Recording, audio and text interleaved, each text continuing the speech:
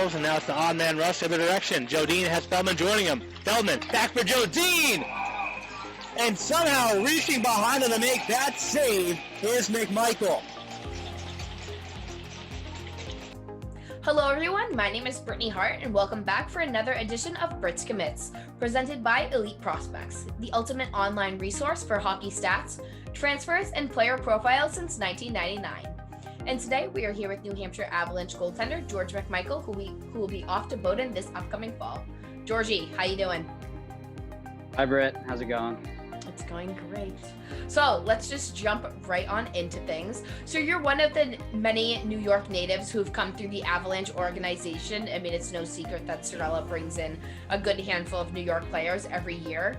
How did you wind up finding the Avalanche program after playing in Connecticut and New York growing up? Well, I actually played for CP Dynamo out of Clifton Park, New York, under Coach Brad Shaver, and he does a great job moving players on to the junior level, and he just happens to move a lot of guys on to great organizations in the EHL, such as the Walpole Express, New Hampshire Avalanche, Vermont Lumberjacks, New England Wolves, and plenty of other ones. So it's great being able to see my former teammates every time we play against them. Right, and like you just said, I looked at, your CP Dynamo roster from that U18 year, and there are 7 players who are currently playing in the EHL, including your fellow Avs netminder and Ronan Mobley. How does it feel to face off with your former teammates every, pretty much a lot of games? And how does it feel to be playing with Ronan too? It's awesome. I love having Ronan here on the team. He's probably the best goalie partner I've ever had, and we love competing with each other every single day in practice to make each other better. And it's amazing seeing the familiar faces from my CP Dynamo team, and I get to meet up with them after every game and catch up and see how they're doing. And it's great. Even though we're not on the same junior teams, there's still a sense of community of just junior hockey players here in the EHL, and it's awesome being able to connect with them every time we see them. That's awesome. And you've since doubled your games played since last season after you split time in the EHL and the EHLP. What does it mean to you knowing that you're Sorella's go-to guy between the pipes?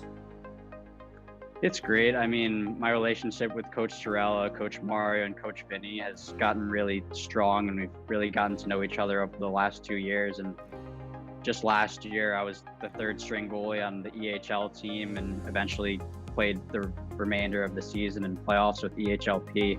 So I've been in all sorts of different positions as a goalie, whether it's been starter, backup, 3rd string. I've pretty much been through it all. And anytime you can get in the net and play in a game, it's an amazing opportunity to do what you love. So I'm just happy that Sorella has the trust in me to put me between the pipes. So you're within the top 5 in each of the 6 goalie categories on the website. How do you think the Avalanche have aided you in your development, and what kind of summer training were you able to do despite the fact of COVID?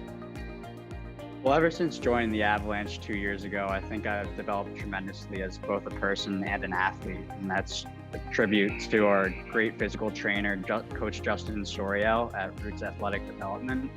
He does great workouts, and we're in the gym 2 or 3 times a week, getting better every day. And on top of that, we have amazing team goalie coaches here, Rob Day and Kevin LaCroix, and they both run great goalie sessions every week here at the ice den. And they're also always available to talk to the goalies off the ice or throughout the week. If you ever need to call them or email or text them, they're always available to help us. And in terms of last offseason with COVID and how crazy it was throughout that offseason, the summer, I wasn't really able to get into a gym at all. So I had to get pretty creative with a lot of band workouts and stuff like that, working out on my patio in the backyard or going for runs or working out in the basement. But I was fortunate to be able to get on the ice a little bit throughout the summer and work with my goalie coach, Bobby Leiser. Oh, there you go. And if I'm not mistaken, you were able to work out with some other EHL goalies, and I remember, weren't you working out with Chris Matona over the summer, or am I crazy? Yes, Chris Matona and I actually share the same personal goalie coach, and I've been working with Chris Matona for the last 5 years or so. So I got to kind of live through his junior career here in the EHL while I was playing in midgets, and then he went on to Fitchburg right as I was coming into the EHL, and we've been able to stay connected, and we talk all the time. There you go. And going into your junior career, was one of your goals to attend a NESCAC school, or were you kind of open-minded going into things?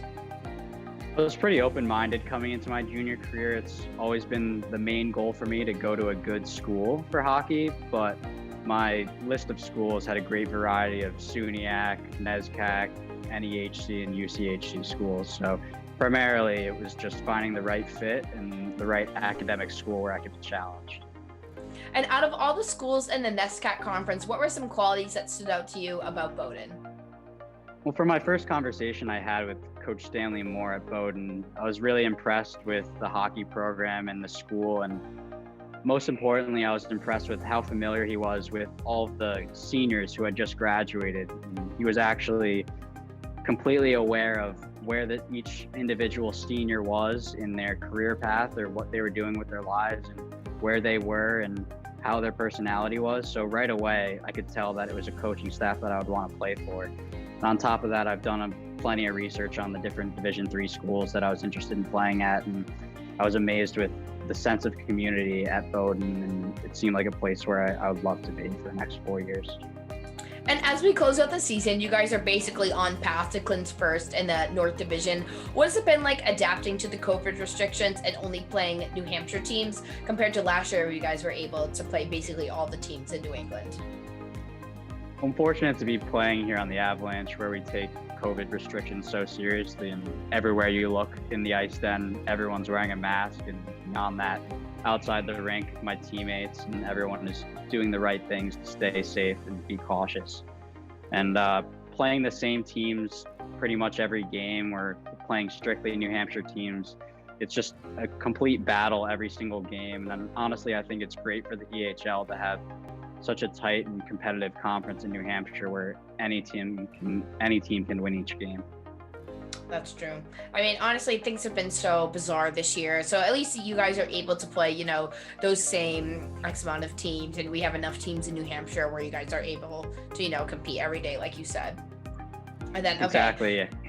This is a off the rails question, but some of the E crew has noticed that you leave your stick a certain way on the bench during games, and you always do the water bottle thing. You know exactly what I'm talking about. There's the Insta pose. Come on, you know what I'm talking about. Have these always been superstitions, or these like new things? All right, let's hear the story. Go ahead. Well, I wouldn't say I'm exactly superstitious. I just like to say that I have certain routines that I've created that work for me and I've found success with. And in terms of my sticks, I think that ever since I was younger, whenever backup sticks would go on the bench, I always chose to not give my backup stick to Scratch or whoever is going to be putting those sticks on the bench.